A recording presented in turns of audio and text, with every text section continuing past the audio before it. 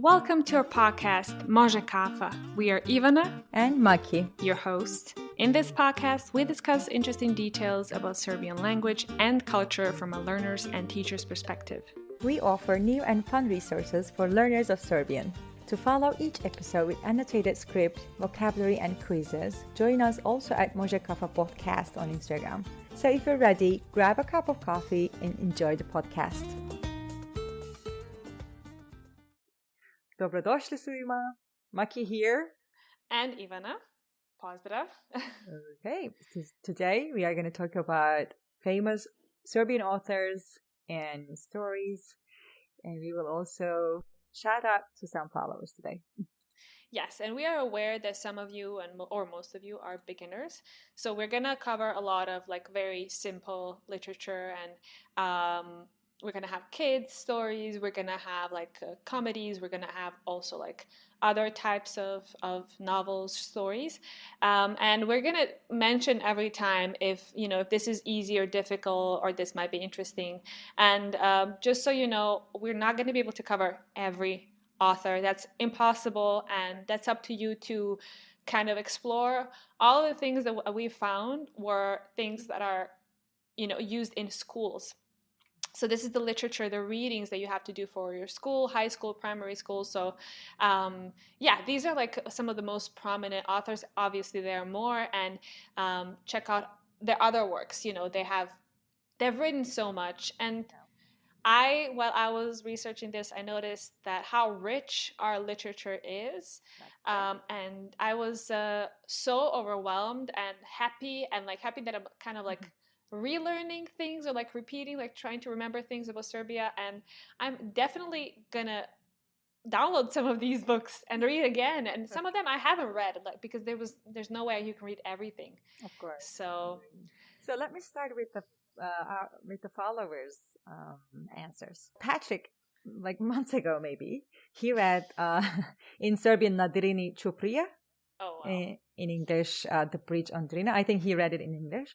And he was stunned by this book. He really liked it. He found it so captivating. He actually didn't want to read it in the beginning, but then he couldn't leave the book. Yes. Yeah. It's the book by Ivo Andrić. Mm-hmm. And it's the most I think the most important, or one of the most important novels that you can read, and it's very complex, and it's a person who got a Nobel Prize. So yeah. It's a very difficult book. Did he get it with this book or with all? I think it was with this book. Mm-hmm. And I'm going to be honest, I was supposed to read that when I was younger, and I started reading it, but then I stopped because I was a teenager. I was I don't care.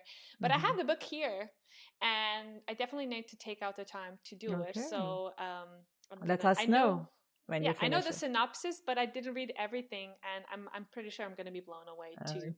I'm sure. Yeah. Me too. I'm going to read it in English first, and then I will try Serbian. Yeah. So some names from our followers. Meša Selimović.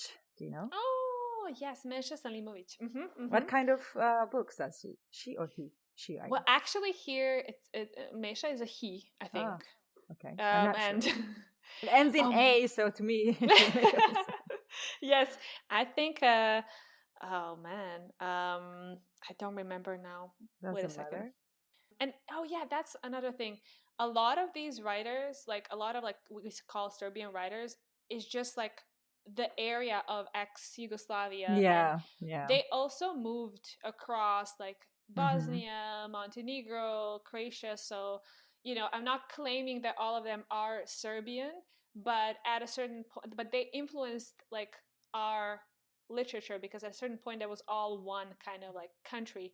So we are not claiming none of these that. None of these are just mentioning the good authors from this area. Yeah, that we acknowledge are very important to our culture in a way. Yeah. So Meša Selimović. Yeah. Mm-hmm. Okay, good. I will check that out as well. Alexander Tašma. Oh, yes, I know, but I cannot remember now which books. No. I'm sure you'd remember this one. Danilo Kiš. Oh, I'm going to mention him, actually. Great. Yes. And Branislav Nušić. Oh, definitely mentioning two. Yeah, yeah. Okay. One in Cyrillic, but it was the same, Alexander Tishma. And they Mm-hmm. wrote, I think, the book's name in Cyrillic, so I cannot read it. Okay, okay. We're gonna check it out, or you can check it out too. Yeah. Yeah, good. Some really good, like, again, and we're not gonna cover all of them, but that's also gonna be your homework, Mhm. guys. And let us know which books really or like authors really impressed you. Yeah. Okay, I will start with mine. Yes. Obviously, I cannot read any book in Serbian yet, but I think this is one of my tactics that I use with the other languages. Read the children's books and read the books or stories that you already know, so that you Yes. follow it easily and faster. So that's why I checked Ezopove Basne. And this is not Serbian per se. It's Yes. it's a Greek, right? Yes, Yeah, exactly. Greek. So, But of course, we've read that when we uh-huh. were younger. Like we used to read it. So Aesop's Fables, by the way. yes, yeah. And I went back and read some too, and I remember it's usually some like animals talking to other animals, some like philosophical life questions, and yeah. And they're easy. I mean, everywhere I think you can find these stories in every language. So it's really useful to read something in your target language. And I want to just mention some names. We already mentioned animals in our previous episode. So my favorite is Yanye i Vuk. Yanye Vuk. So Vuk was a wolf, and Yanya is lamb, I guess. Yeah. Okay. I recommend that one to our followers. Yes. They are incredibly short. Yes. And I don't think that they're as complex. So if you feel like you just need something very easy to understand in Serbian, so that will be it. I mean, you can find them in Serbian. As I said, they were not Serbian, but definitely something easy to start with. Definitely. And I found this website. They share these stories. They give the vocabulary, and then they ask comprehension questions. So if they want to study on these books, they can use this website. I will share it in our description. They are. We also added, we have other links to other authors too. So you can, that's what I wanted to tell you. You can find almost all of these online. You don't have to buy books. You can just find this online. If you're living in Serbia, join the library. That's where you can find all of the books in Serbian. We mostly have them in Serbian, obviously. So, yeah. I do want to mention, when you said about kids literature, right? My first kind of association was with Kraljević Marko, or Marko Kraljević. Have you heard about this person? Okay. But I do not remember how I heard about it. Yeah, so this is something that my grandparents used to recite to me.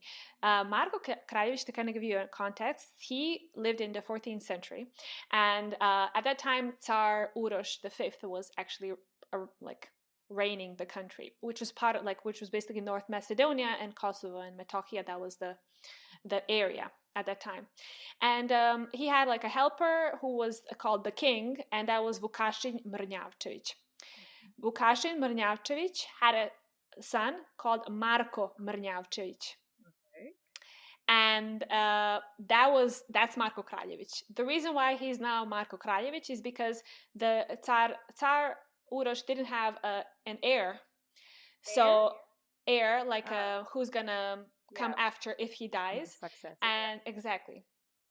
And so Marko Mrnjavčević was appointed to be an heir, to be the king when something happens to Tsar. And he, I think first his dad died, and then finally Tsar, and then he started being the young king. He's called the young king. So, and that's his famous name, Marko Kraljević, or we sometimes say Kraljević Marko. And actually during his time, he was some kind of not nobleman, but people who gained some power during the reign, families, during the reign. They didn't acknowledge him as a king. And but he was appointed to these regions. And then the Ottomans conquered Serbia, and he had to become a Turkish vassal. That's very interesting. Yeah, and the thing is that even after that, he was still very much loved in Serbia, and there's so many poems there. I think for beginners it would be quite difficult to understand these poems, but this is what we heard when we were younger. Like, you know, like I used to hear a lot of like songs about him, and even though he was like, you know, kind of like became Turkish and like Ottoman in a way, he was always like, he had to perform duties for the Ottoman Empire, but he was still like on our side, you know. And there's so many like, you know, kind of stories about it. And there's one story about a fairy, Vila Raviloila. I'm like Raviloila. Okay. Yeah. And also if you've heard about his horse whose name was Sharat. Sharat. There's Sharat. That's also like something very famous. So yeah, he's still a very like one of the most important figures, like our young king, Kraljević Marko. So Kraljević Marko. Okay, I will write it down. Yes. And then I actually wrote down like many authors that were also writers and like for everything, but they specified at a certain point for like kids literature. And these things are usually like poems or like short stories, but these are things I think that everyone can understand and everyone can read. And you know, you can start with that, for example. Okay. Have you heard of Jovan Jovanović's Zmaj? No, not that one. No. Zmaj, by the way, means dragon. I'm guessing that's his nickname. Well, he was born in Novi Sad in 1833, and he actually studied law. Then he studied medicine. Then he had his own journal called Javor, and he married the love of his life. And he also, like almost everyone over there, traveled through like the whole of Europe, not only like our area. So he worked everywhere. But he had a very tragic story where all of his kids, and I think altogether he had like 5 kids or something, they all died. Oh, because? Yeah, because of some sickness. Because at that time, you know, it was like 1800s and it was yes, so didn't have a medicine, right? So, and because of literally all his kids died, and his wife died, and he started to write poems for kids. And so if you're a parent in Serbia, the chances that your kid is reading or reciting Jovanović Zmaj are very high. And so we have like poems like Ali je lep ovaj svet, this world is beautiful, Kaži mi kaži, tell me. And this one, I don't know how to translate, Džiha džiha četiri noge, which is Džiha džiha is basically the sound that you make when you're riding a horse. Džiha džiha. I see. Okay. I don't know. In Turkish we say deh, so completely different. Okay, I don't know why we say džiha džiha, but yeah. So that's definitely one of the writers that you should start with. So poem is pesme in Serbian? Yes, or poema. Pesma can be a song too. So yeah. Okay. He also wrote love poems, not only for like love poems to his wife and and for his kids and everything, not only like happy kids songs. Yeah. Then we have Dusan or Duško Radović. Have you heard of him? Duško is the nickname. Yes, okay, good. Our last episode was a nickname, so now you see. Yeah. No, not that one either. Okay, he was born in Niš in 1922, and again he wrote poems and had a TV show for kids, and he also had a journal called Poletarac. With politics? Poletarac? No, Poletarac. Something with like flying, I think. Okay. Let is like, now I'm thinking. And he had some like poems like Strašan Lav, Najbolja mama na svetu, the best mom on earth. And yeah, a lot of these like poems became like songs, like from almost every author. So you're probably going to hear them when you have kids in Serbia. Maybe.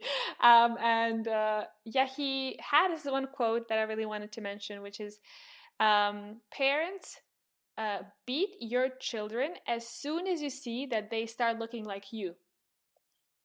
Beat?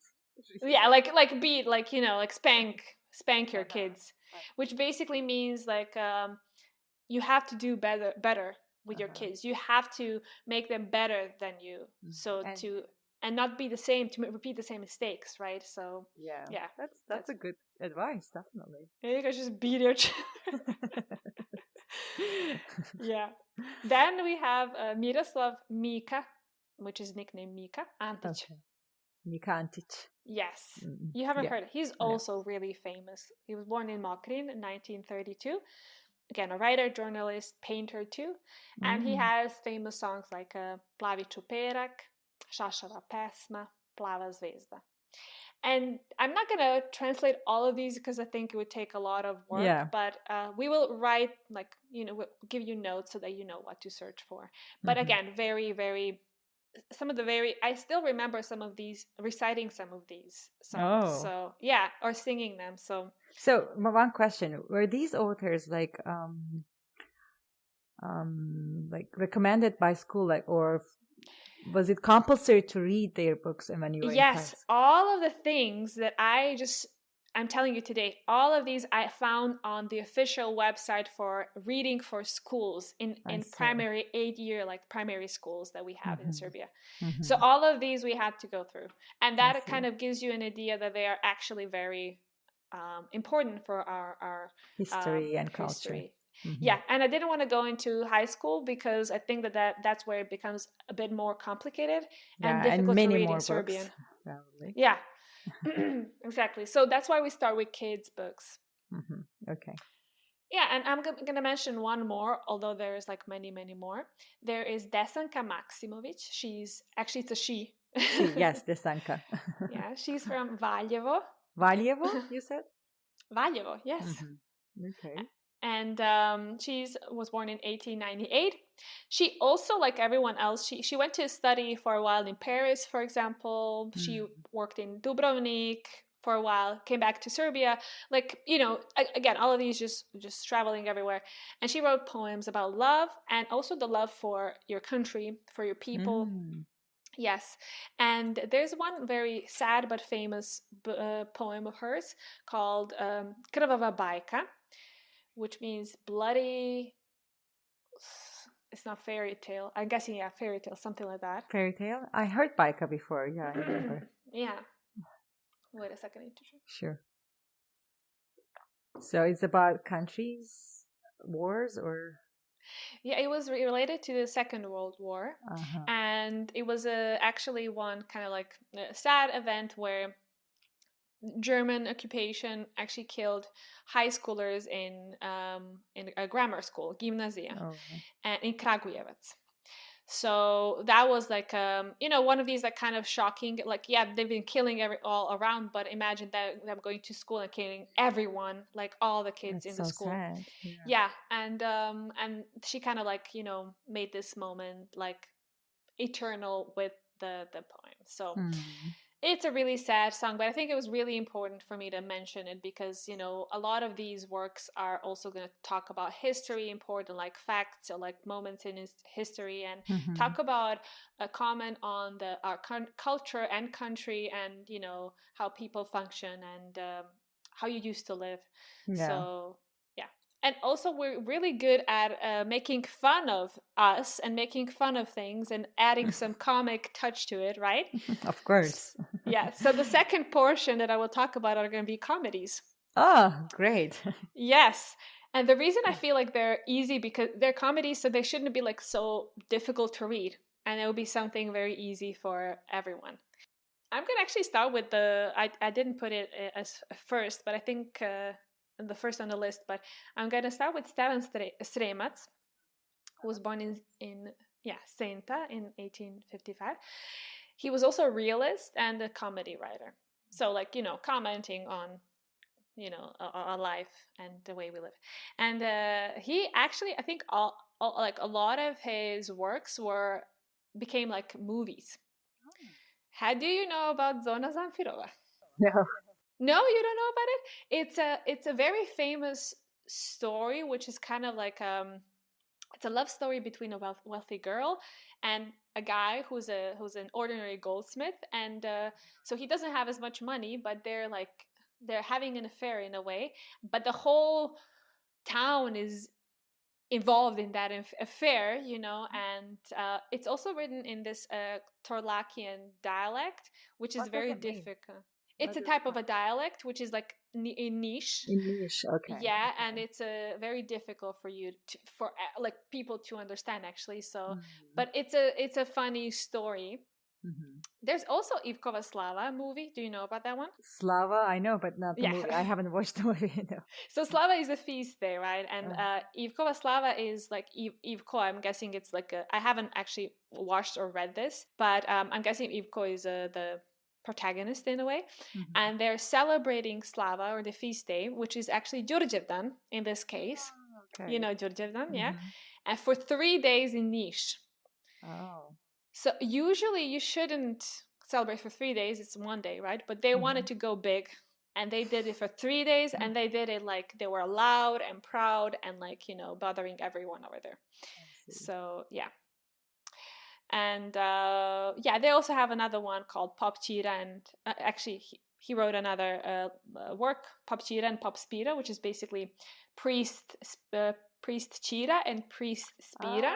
Pop is pop. Okay. Pop is pop, not pop.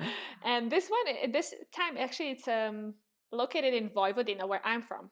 I see. Okay. Yes, and you know our priests were allowed or are allowed to have a family. I think before becoming a priest. I think that's the rule. So they have a family, and they're actually in this story they're fighting for their son-in-law. So they both want, they're like, you know, best friends, but they hate each other in a way, and it's all this like ironic relationship, like, oh, you're my best friend, but I call you a bitch behind my back, you know, like it's just kind of like that. So it's something. Even priests are the same. Exactly, because priests should be the pure ones, right? Like the ones with like the truth, the moral like standards or whatever, but they're just like the worst ever. I see. Okay. Yeah. So there's also another one, Jovan Sterija Popović. Popović is a surname that I know because a friend of mine has Popović. There you go. So now when you learn all of these, like the names of these artists, you can be like, there's a writer. There's like, you know, with your last name. Yeah, that's going to be very, very awesome for me. Exactly. So he was born in Vršac in 1806 and again wrote comedies, tragedies. He was also a philosopher, critic, and he wrote one piece among many called Pokondir and Atikva. I'm not going to translate it, but I'm going to explain. And it's basically a situation like he was making fun of the protagonist called Fema, she's infatuated with becoming a noble. Oh. And she wants to escape the poor life, basically. But she's not a noble. She's just not. You know, you can just see the way she is and the way she acts and everything. But she's like, she just wants to raise up, you know, above everyone. But she's just like a peasant in a way. But she's ambitious. She's ambitious. She's and then we have, have you heard of the movie Balkanski Špijun? Yeah, a friend of mine recommended that to me, but I haven't watched it yet. Yeah, I think maybe it would be good to actually, you can actually, I'm thinking of reading or watching it first, but it was written by Dusan Kovačević in 1948. By the way, I usually try to say even the date and also like the year and also where they were born, so that you can see like, you know, they're from everywhere. It's not just like he was born in Mrđenovac, which is near Šabac. And one of his pieces is Balkanski Špijun. To give you the synopsis is that there's this one guy who's obsessed with finding a state enemy, but there's none. He's just like imagining things, and he just wants to like contribute to the country, but he's finding the wrong people. So like Don Quixote. And he's obsessed. He's like, you know, but it's like, no, you are just, you know, there's the sarcasm in it. A very similar pieces Branislav Nušić actually wrote. He's from Belgrade, born in 1864. He wrote like Narodni poslanik. It's a story about a politician who's only interested in personal benefits. So he just wants very common stereotype still. Yes, it is. And another one, Sumnjivo lice, which is like a story about situated in a small town, and the small town is disturbed by the arrival of a suspicious person, who is not suspicious, again, that much. So a lot of suspicion around people, I would say. Okay. There you go. So based on the comedies that I told you, what would you read from these pieces? I think, first of all, as there's a female character, I think I will read Popovich's story first. Okay. But as there's a movie, Kovačević's story also sounds good because I can read it and then watch it, so I can learn more. I think, good. But all of them sound really, really tempting to me. Yeah, and if you don't want to read, you can also just watch movies, as you said. You don't necessarily have to. Yeah, the thing is, I want to learn Serbian, so if I read it, I will read it in English probably, because these books will be hard for me to read. So that's why I want to watch the movie in English and then try to read in Serbian, maybe. Yeah, there you go. We also have another topic, which is books that are on more serious topics. But to be honest, I'm not going to be able to cover all of them. So I think we should just cover 2, maybe, or 3, just to mention, and then we should stop there, and we can have all the lists for them to search and see what they want to do. I will tell you the first one, because wherever I go, whenever I tell them that I'm learning Serbian, they refer to Karadzic. Oh, I thought you were going to say Ivo Andrić. Okay, Karadzic. Yeah, that's a very, very good one. Yes. Because he came up with the, not alphabet, but he created the grammar. Yes, he reformed our language and grammar. Yeah. That's why everybody refers to this person here. Yes. And he's a very important figure, born in 1787. And he has many pieces, of course, but he also has like a lot of biographies.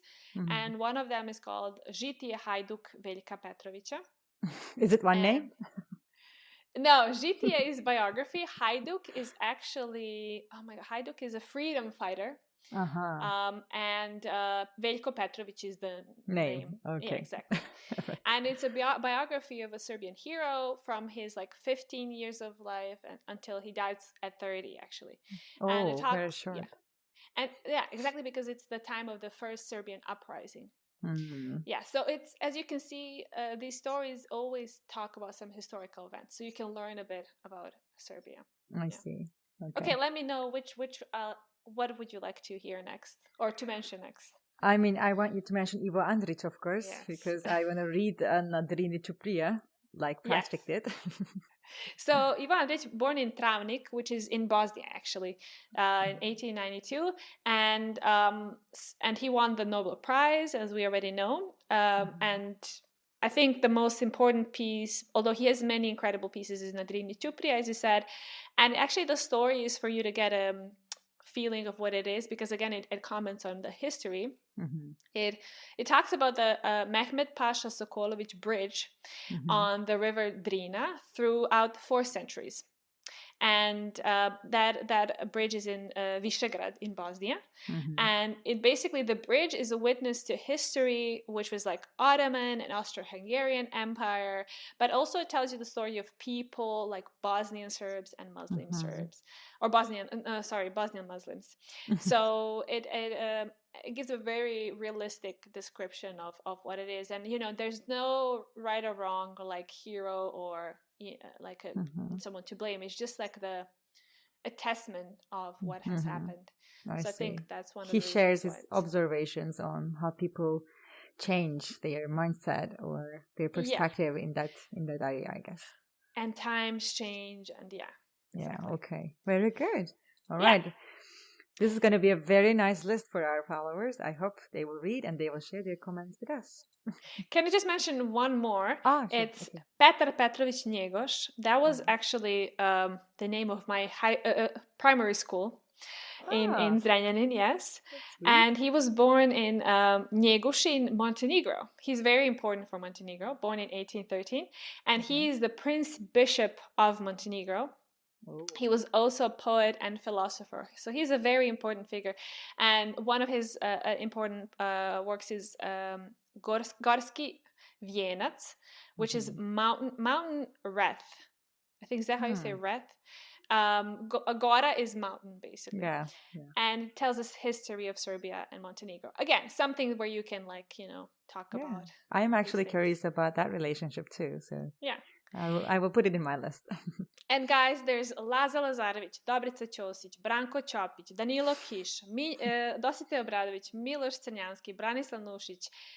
I mean, I can just go on. And again, we're going to give you a list, but there's no way we can cover all of them. Of course. All right.